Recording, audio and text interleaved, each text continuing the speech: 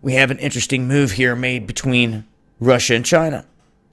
A huge Vostok military exercise, and Vostok means east, from Russia.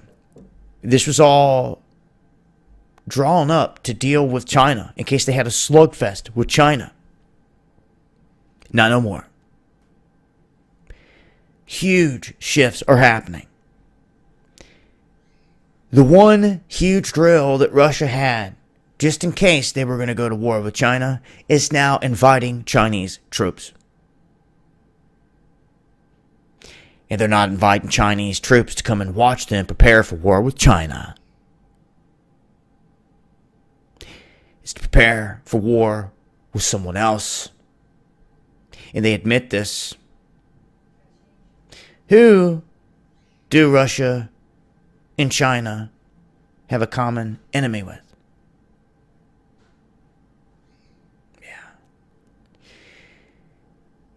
Mainstream's not going to paint the picture the way that it really is and the way that it's really going down.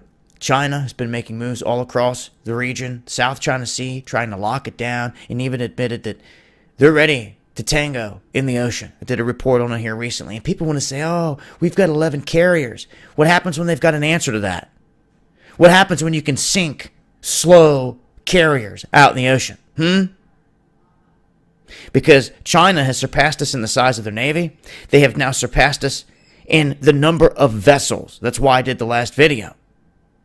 And of course, they surpassed us in troop number. Now, couple them with a Russia that can make up for what they're lacking, and you have a juggernaut.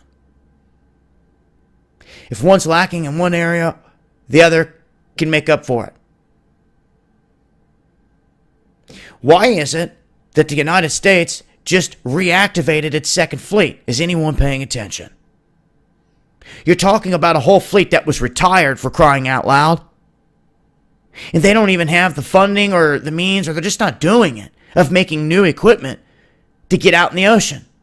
You're telling me they didn't see this coming? You're telling me no think tank or no one with a brain ever thought of trying to drive a wedge between China and Russia? How come no one ever did it? Here on this world stage. So, we just reactivated the second fleet to deal with the Atlantic and the Arctic because of Russia and what they're calling bad actors. Because we don't have any vessels to send out there. None are made. You have to reactivate some old-ass equipment. And that's what we're using out there. We only got a couple of icebreakers to send up into the Arctic, while Russia has dozens.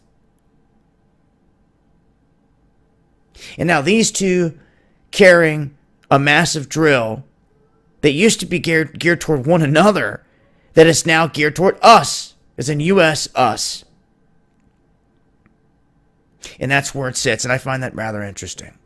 So this huge Russian drill that used to be geared specifically toward dealing with huge war with China, even nuclear war with China, not no more.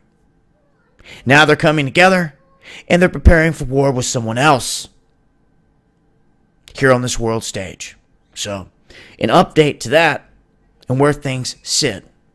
I'll leave a link, and I'll continue to update with more as I come across it. This has been Dabu7. Peace.